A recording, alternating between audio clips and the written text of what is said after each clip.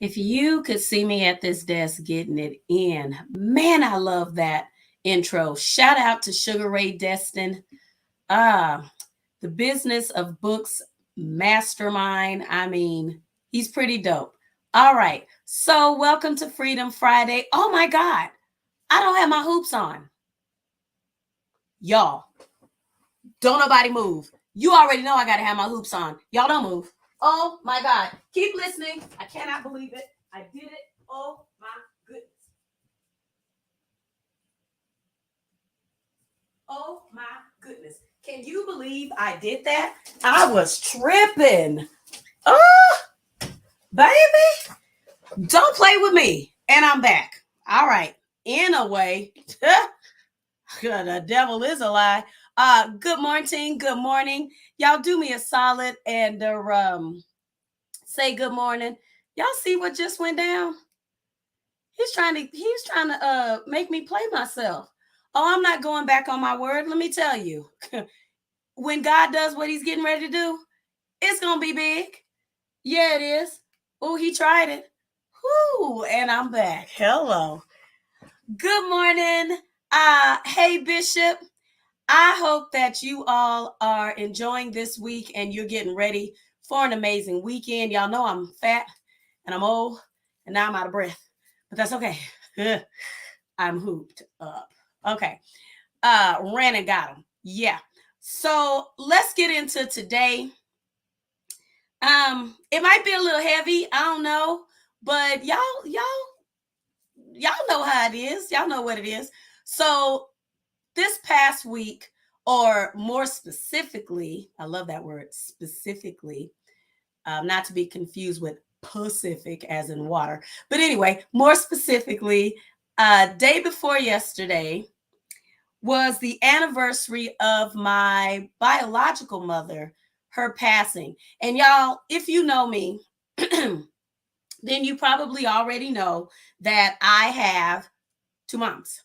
I have my birth mother, and I have mama who raised me. And I was fortunate enough to have a relationship with both of them. So this past Wednesday was the passing. Do you need to hang up? Don't start. This past Wednesday was the anniversary of the passing of my birth mom, whom I love dearly, dearly. And it was a really rough day. But I'm not going to get into all of that. But I want to say that she and I built a pretty good relationship after some pain, some turmoil, some tough stuff, that went down. But that's not what I'm talking about either.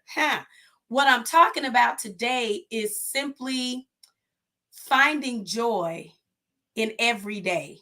So today is based more on that particular day. This Wednesday was a really tough day, y'all. I had a hard day, and this year was harder than some years prior. So let me get to how I got to finding joy. And I know that probably seems like an oxymoron, like those pieces don't go together. How are you talking about pain and grief, and dare I even say depression, and talking about joy? Like what in the world?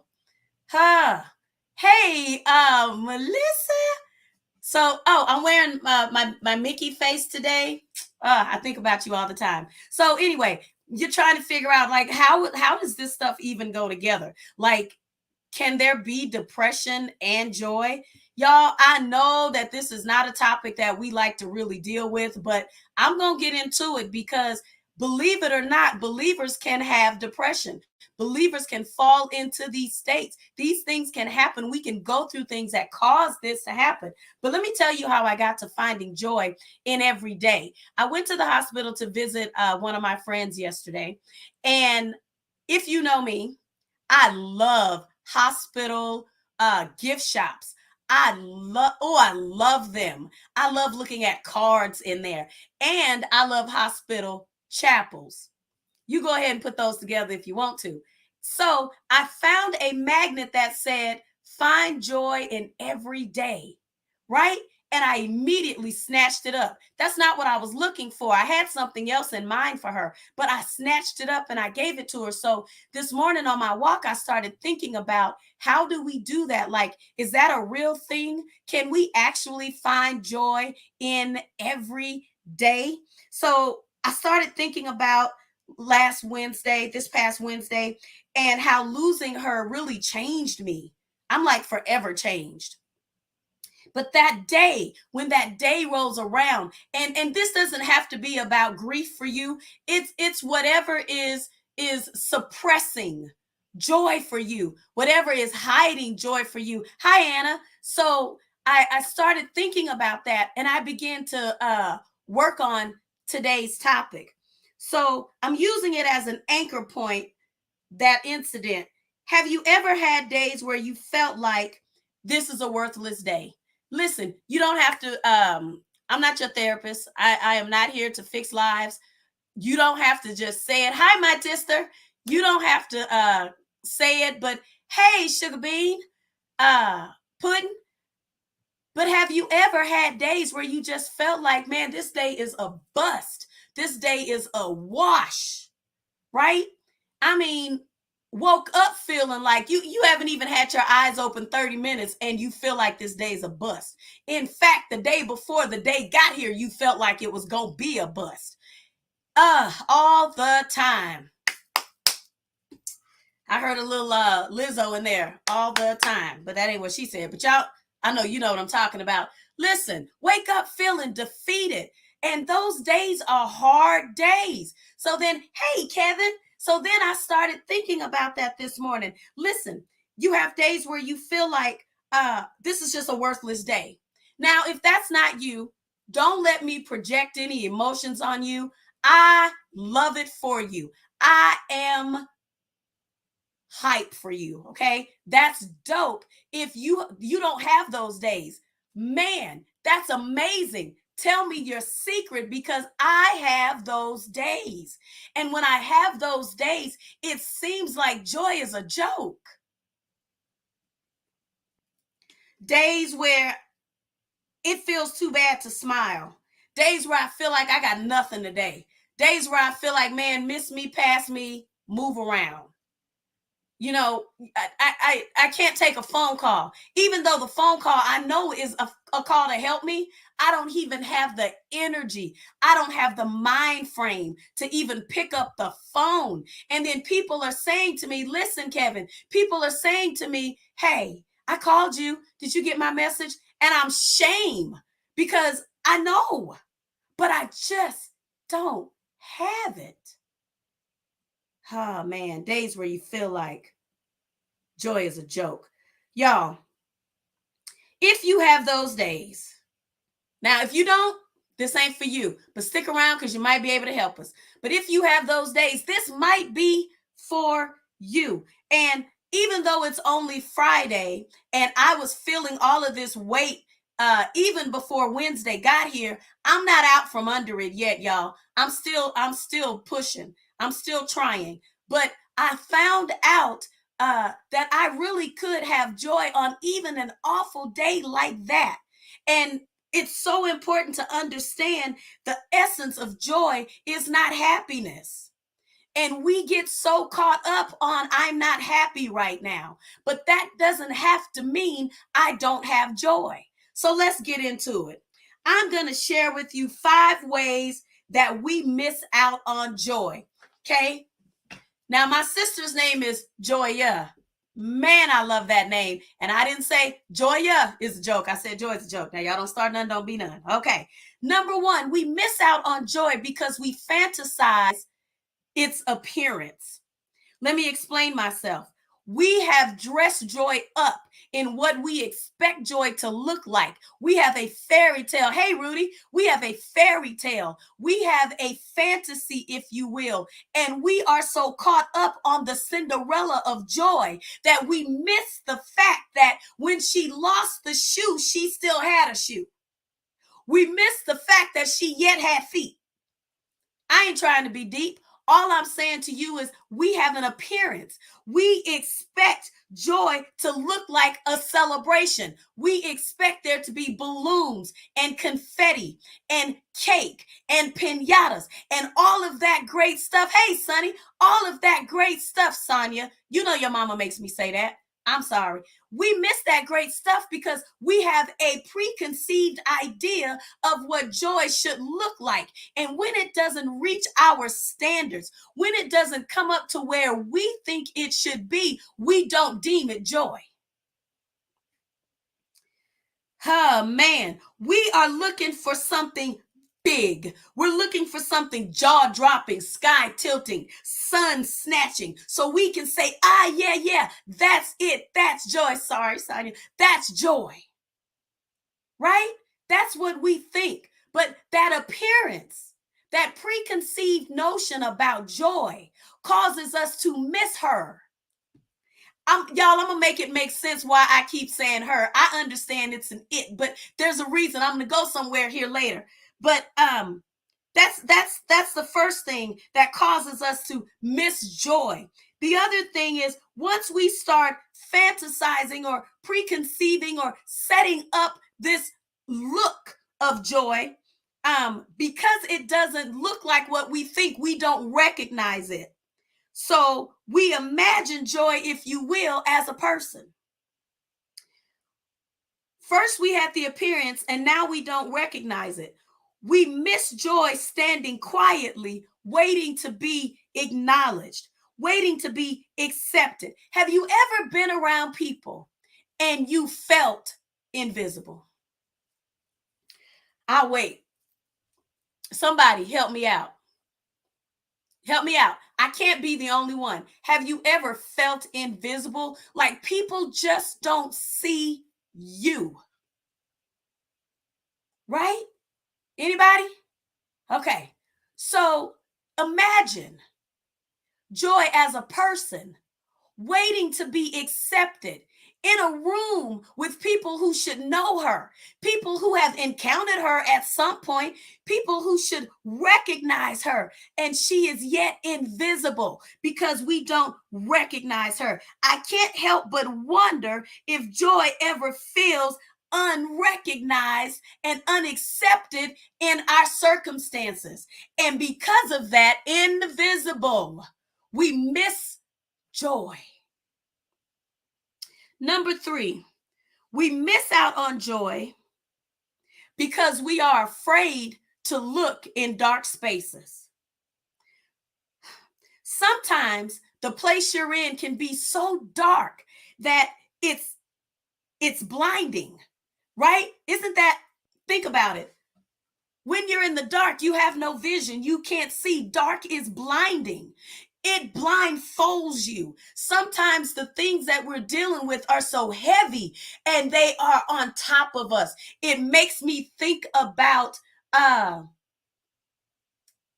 stuff just being piled. If you were laying in your bed and somebody came in and just started throwing their stuff on top of you, and you're trying to say, but wait, I'm under here. It makes me think about quicksand. It makes me think about pits. It makes me think about heaviness and weight. And sometimes because we are dealing with weight and we are in a pit, then we are afraid to look around in the dark space to see if joy is there. So then we miss her because we are afraid of having to move the darkness.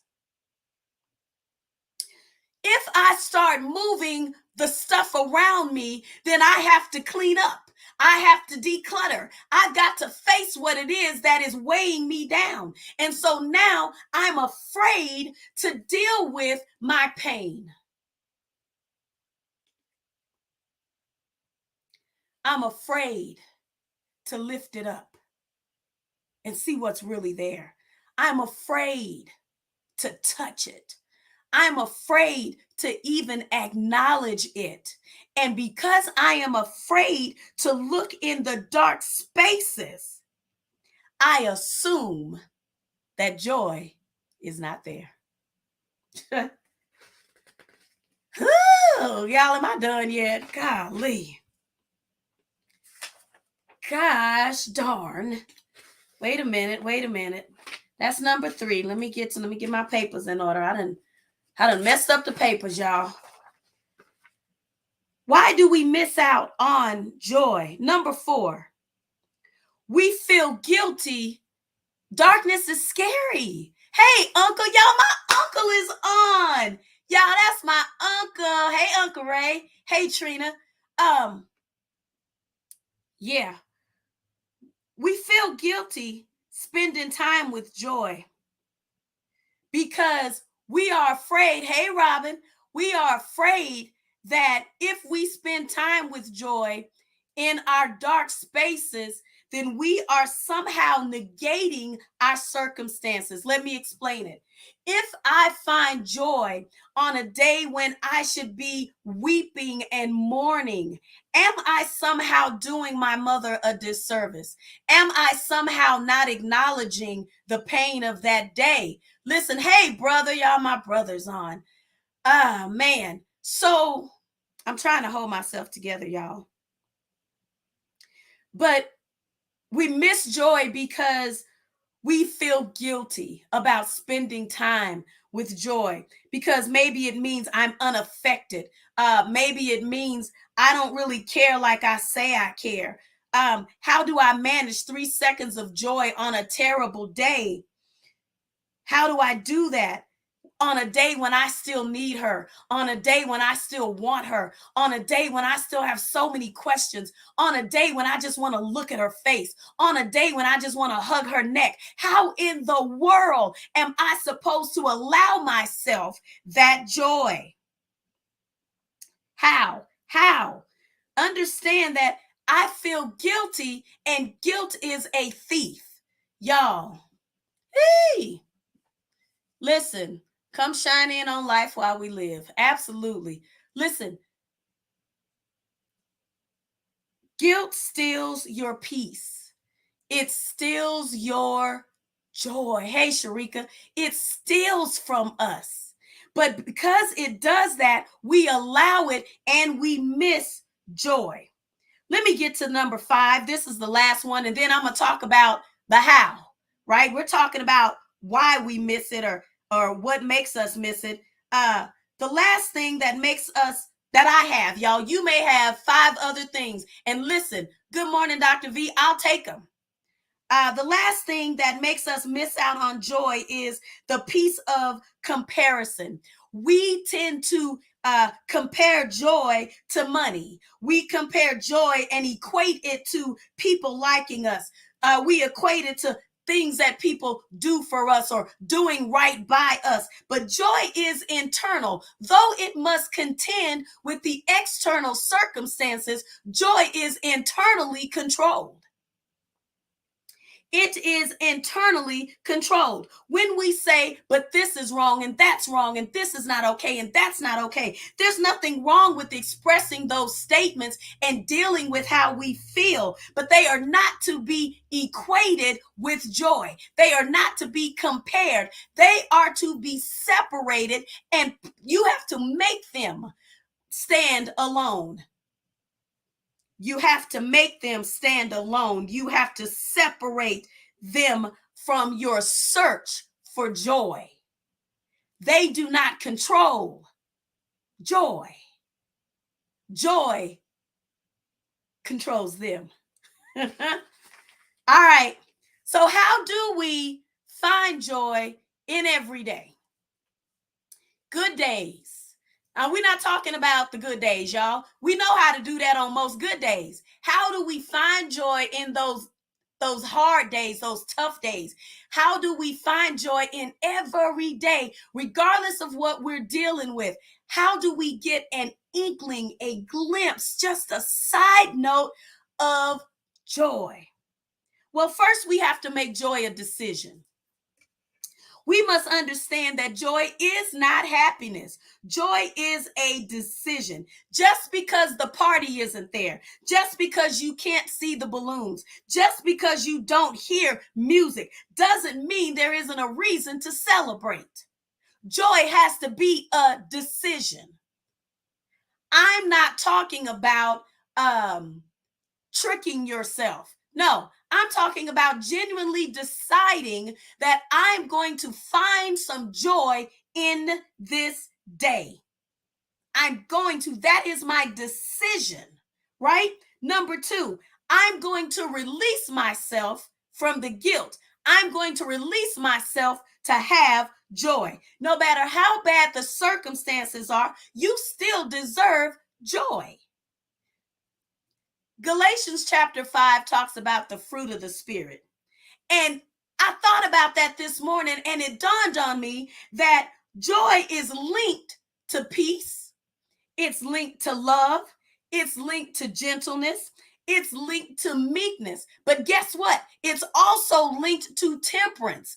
Well, what does that mean? Self-control, discipline. Well, what do I need that for? That lets me know that if joy is linked to temperance, I'm going to have some days that are not good days.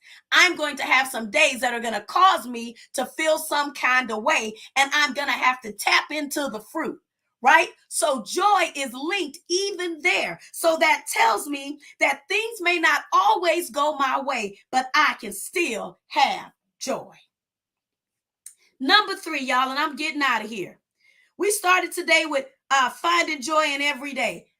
And I focus on the word find, right? I've made a decision that I'm going to have joy and I'm going to look for it. I've got to be looking if I'm going to be finding. If you expect to find, then you must be looking. You've got to do some work. Shakia, I'm not talking about just forgiveness, but it's part of the looking. Yeah, it's in there. But listen, I thought about my son. I have a son that when he was little, and he couldn't find his name, child, couldn't find himself in a room. This boy couldn't find nothing. And he would come in shoulders high, face all toe up. And I'd say, where is it? I can't find it. I can't find it. And that's all he would say. He would be so upset. It got to the point, and I'm about to out him. Y'all can let him know. I'd say, we start calling him Jonah, I can't find it, Radabar. Because, baby, he couldn't find it. And I would say to him, if I come in there and it's sitting right there, you and I going to have a problem because you're not looking. If we're going to find joy, we've got to be looking. And I would say to him, did you even look for it? And we would spend all this time in this ritual. Y'all, it dawned on me again. Don't come for me. Yes, I was a grown parent by the time I had him. I think I was 28. Okay, I was grown. And I didn't get this revelation then, but I got it this morning. Just this morning. Don't do me. I know, Jonah, my bad. But listen, I started thinking about it and I realized that he couldn't find it because he was so overwhelmed by the fact that he needed it. He couldn't find it because it hurt him that whatever he was looking for was lost. It wasn't where he expected it to be. He couldn't get out of the door in the morning because of the urgency of what he needed was not where he needed it to be. It was going to mess up his whole day. He did not know that it was not there, and it freaked him out. Oh, God. When joy is not where you expect it, when you have such an urgency, when it's a mess up to your whole day that joy is not there, then we get razzled, we get frazzled, we get jacked up, we get messed up because we need joy so bad. And then our shoulders are up and we're crying and we're saying to God, God, I can't find it. God, I can't find it. God, I can't find it. God, I can't find it. But we've got to stop. Take a deep breath and start your search again. Where did you see it last?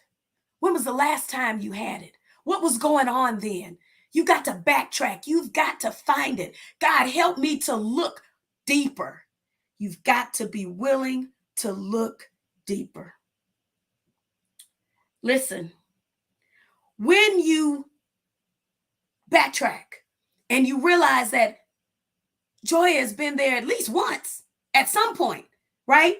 When you start to look for joy, remember I said her, she, joy becomes a friend. And here's the thing about a friend. You can recognize them even through tear-stained eyes. You can recognize them even when you can't breathe.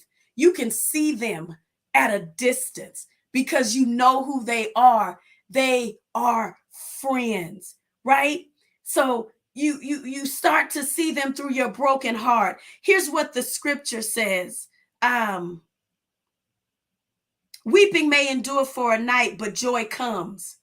I know it ends with in the morning, but I stopped today at joy comes. It started me to thinking about why I call joy a her. You know, when I call my grandbaby, sometimes that littlest pet shop, sometimes he's right there, close enough for me to touch him, close enough for me to hug him, but he's not advancing, right? And so I'll say to him, you hear me calling you? I couldn't help but laugh this morning because when I summon joy, when I need joy, joy comes. When I'm looking for joy, joy comes. And I say, joy, you hear me calling you? You hear me looking for you? Let me tell you, this is Psalm the 30th chapter and the 5th verse. It says, weeping may endure for a night, but joy comes in the morning. If you are in your nighttime season, if you are in your nighttime season, you are in between your midnight and your morning, call for joy. Look for joy. Call for joy. Summon joy. Joy, where are you? Joy, I need you. Because I promise you, joy is right there. We've just got to find it and tap in. Joy, come. Joy, I know you hear me calling you. Joy is a friend. Okay? Let me finish this. It's 11:28, y'all. I wrote myself a note. I got two things to say before I close this. Joy isn't hiding as much as it's being hidden. Woo! Yeah, joy, girl, let's kiki. You hear me, Melissa? Let's kick it. Go deep. Sometimes you're going to have to go deep. We're looking for the Shazam. We're looking for the sky to crack. But sometimes you're going to have to go deep. Sometimes you just got to go deep. You got to deal with the pain, the hurt, the sorrow, the disappointment, the betrayal, the rejection, the abandonment, all of that stuff. You got to go deep and say, joy, you hear me calling you. You got to speak those things that are not as though they are. Joy, you hear me. Joy, I know you hear me calling you. Joy, come. Joy, come. Let me tell you how I found myself a little bit of joy on that day, on Wednesday. I still couldn't take too many phone calls. I didn't leave my house. I didn't go out to eat. I cried most of the day. I didn't go to choir rehearsal. It was a pretty jacked up day, and I'm not feeling all that much better today. But let me tell you, I found a little bit of joy that day as I began to think about the blessings of God, as I began to think about how God has kept me here, as I began to think about our relationship. And while everything wasn't great, everything wasn't bad either. And all of the good things, I saw her smile. I saw the twinkle in her eye. And something I did, thank you, sister. I always think of you because you came through for me. You came through for me, and I'll never forget it, Sonia. I texted my brothers and I said, hey, tell me her favorite snack. I just realized I didn't know it. And I just wanted to know something. And they told me ginger snaps and my other brother, Kevin said ginger snaps. And Reggie said she loves sweet potato pie. Now, Ruthie, you already know. I'm going to need you to make me a pie. Now, I can make the pie. I can make the pie. I like it when Ruthie make it because I'm spoiled. It's whatever. Worry about yourself.